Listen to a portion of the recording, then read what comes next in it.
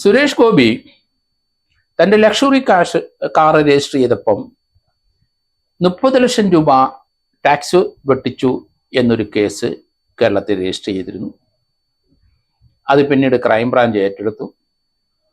Ernakulam additional chief judicial magistrate കോടതിയിൽ ആണ് ആ കേസിന്റെ കുറ്റചാർജ് കൊടുത്തിരിക്കുന്നത്.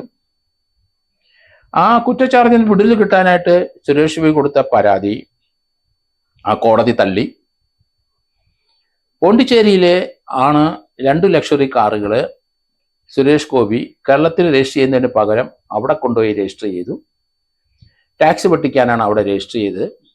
സുരേഷ് ഗോപിയുടെ റെസിഡൻഷ്യൽ അഡ്രസ്സ് കേരളത്തിലാണ്. അവിടെ ഒരു കളവായ ഒരു അഡ്രസ്സിലാണ് അത് രജിസ്റ്റർ ചെയ്തിരിക്കുന്നത്. അതും കുറ്റകരമാണ് തന്നെ. അദ്ദേഹത്തിനെതിരായി ഒരു കേസ് ആദ്യം കേരളത്തിൽ രജിസ്റ്റർ ചെയ്തു. അത് പിന്നെ ക്രൈംബ്രാഞ്ച് ഏറ്റെടുത്തു. പോണ്ടിച്ചേരിയിൽ ഇതേപോലെ ഒരു കേസ് എടുത്തെന്നാണ് അന്ന് മനസ്സിലാക്കിയിട്ടുള്ളത്. എന്തായാലും 2 ലക്ഷറി കാറുകൾ രജിസ്റ്റർ ചെയ്യുമ്പം കേരളത്തിന് ലഭിക്കേണ്ട 30 ലക്ഷം രൂപ പോണ്ടിച്ചേരിക്ക് ലഭിച്ചു എന്നുള്ളതാണ്. ഇവിടുത്തെ നമ്മുടെ വരുമാനത്തിൽ അത് ചേർക്കേണ്ടതിന് പകരം അവിടെ പോയി കള്ള അഡ്രസ്സ് രജിസ്റ്റർ ചെയ്തതുകൊണ്ട് 30 ലക്ഷം രൂപ പോണ്ടിച്ചേരി ഖജനാവിലേക്ക് പോയി. ഇവിടുത്തെ കേസ് നിയമപരമായി നിലനിൽക്കും. കാരണം പലരും അങ്ങനെ ഇങ്ങനെ രജിസ്റ്റർ ചെയ്യാറുണ്ട്, ടാക്സ് കൂടുതൽ കൊടുക്കാതിരിക്കാൻ, അവിടുത്തെ ഒരു കള്ള അഡ്രസ്സ് വെച്ച്. അങ്ങനെ കേരളത്തിൽ പല വാഹനങ്ങളും അങ്ങനെയാണ് ഇപ്പോഴും രജിസ്റ്റർ ചെയ്യുന്നത്. ടാക്സ് യൂണിയൻ ടെറിട്ടറിയിലും ഒരു സംസ്ഥാനത്തുള്ള വ്യത്യാസം ഓർക്കുമ്പോൾ വലിയ ലക്ഷറി കാറിന് കൂടുതൽ ടാക്സ് അടയ്ക്കേണ്ടി വരും. അങ്ങനെയുള്ളവർ മറ്റ് സംസ്ഥാനത്ത് പോയി കേസിൽ പോയി വാഹനം രജിസ്റ്റർ ചെയ്യുന്നത് നമ്മൾ കാണാം. ഇവിടെയും അത് തന്നെ സംഭവിച്ചു. സുരേഷ് ഗോപിയെ പോലെ ഒരു നടൻ, സുരേഷ് ഗോപിയെ പോലെ ഒരു പബ്ലിക് ഫിഗർ ഒരിക്കലും ചെയ്യാൻ പാടില്ലാത്ത കാര്യം അദ്ദേഹം ചെയ്തു. എല്ലാവർക്കും മാതൃക കാണിക്കേണ്ട വ്യക്തിയാണ്. പൊതുരംഗത്ത് പ്രവർത്തിക്കുമ്പോൾ അങ്ങനെ വേണം. പ്രത്യേകിച്ച് ഒരു സിനിമാ താരം, സൂപ്പർ സ്റ്റാർ പദവിയുള്ള ഒരു വ്യക്തി അത് കാണിക്കുമ്പം ജനങ്ങൾ അദ്ദേഹത്തിനെ പിന്തുടരാനുള്ള സാധ്യത കൂടുതലാണ്. അത് ടാക്സ് വെട്ടിക്കുന്നതിലേക്ക് പോകും. വ്യാപകമായ ആ രജിസ്ട്രേഷൻ മൂലം കേരളത്തിന് വലിയ ധനനഷ്ടം ഉണ്ടാകും. അതുകൊണ്ട് ഗവൺമെൻറ്റോ അല്ലെങ്കിൽ പോലീസ് ഡിപ്പാർട്ട്മെൻറ്റോ അല്ലെങ്കിൽ അതുമായി ബന്ധപ്പെട്ട ഡിപ്പാർട്ടുകളൊന്നും അതിൽ നിന്ന് പിന്മാറില്ല. കാരണം അതൊരു നഷ്ടം തന്നെയാണ്. അതുകൊണ്ടാണ് അദ്ദേഹത്തിൻ്റെ വാദഗതി അഡീഷണൽ ചീഫ് ജുഡീഷ്യൽ മജിസ്ട്രേറ്റ് കോടതി അംഗീകരിക്കാതെ പോയത്.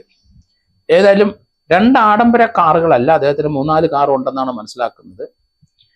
എന്തായാലും പലരും മലയാള സിനിമയിലുള്ള പല താരങ്ങളും പല പണക്കാരും ഇതുപോലെ ടാക്സ് വെട്ടിക്കുന്നതിന് വേണ്ടി പോണ്ടിച്ചേരി രജിസ്ട്രേഷനുള്ള വാഹനം ഉപയോഗിക്കുന്നുണ്ട് കേരളത്തിൽ.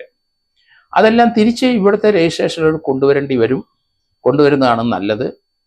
അല്ലെങ്കിൽ ഇതുപോലുള്ള കേസുകൾ ഇനിയും പലരുടെയും പേരിൽ എടുക്കേണ്ടി തന്നെ വരും. കേരളത്തിലെ അദ്ദേഹം ഇപ്പം തൃശ്ശൂർ ലോക്സഭയിൽ മത്സരിക്കുകയാണ്.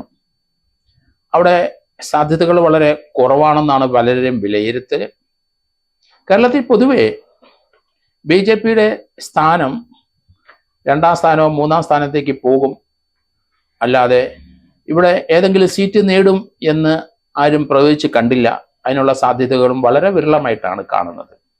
കേരളത്തിലെ ഇന്നത്തെ രാഷ്ട്രീയ സ്ഥിതി വെച്ച് നോക്കുമ്പോൾ 20 സീറ്റിലും കോൺഗ്രസ് തന്നെ അവിടെ വെന്നിക്കൊടി പാറിക്കും എന്നാണ് ഭൂരിപക്ഷം ആൾക്കാരും പറഞ്ഞു വയ്ക്കുന്നത്.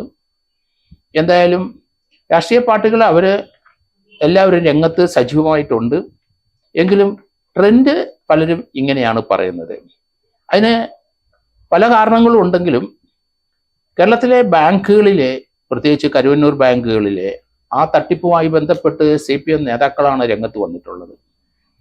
അവർക്കെതിരായുള്ള നടപടികൾ EDയും അതുപോലെ ഇൻകം ടാക്സ് ഡിപ്പാർട്ട്മെന്റും തുടങ്ങിക്കഴിഞ്ഞു. കഴിഞ്ഞ ദിവസം കരുവന്നൂർ ബാങ്കിലെ കേസുമായിട്ട് ബന്ധപ്പെട്ട് തൃശ്ശൂർ ജില്ലാ സെക്രട്ടറി MM വർഗീസിനെ ED വിളിച്ചു വരുത്തി ചോദ്യം ചെയ്തു. ഇന്നലെ രാത്രി 10:30 വരെ ചോദ്യം ചെയ്തു. അതിനുശേഷം ഇമ്മീഡിയറ്റ് ആയിട്ട് ED state bank of India തൃശ്ശൂരിലെ ആ ബാങ്കിലാണ്, കരുവന്നൂർ ബാങ്കിലെയും പ്രത്യേകിച്ച് CPM നേതാക്കന്മാരുടെ പേരിലുള്ള അക്കൗണ്ടുകൾ, അവിടെ അടുത്ത ദിവസം 5-6 കോടി രൂപ പാർട്ടി അക്കൗണ്ടിൽ നിന്ന് പിൻവലിച്ചിട്ടുണ്ട് MM വർഗീസ് എന്നാണ്. അതേപ്പറ്റിയാണ് എറണാകുളത്ത് അദ്ദേഹത്തിനെ ചോദ്യം ചെയ്തത്. ആ ചോദ്യം ചെയ്ത് കഴിഞ്ഞ രാത്രി തന്നെ SBI ബാങ്കിലെ ആ ഓഫീസ് പോയി പരിശോധിക്കുകയും അക്കൗണ്ട് പരിശോധിക്കുകയും ചെയ്തിട്ടുണ്ട് ED.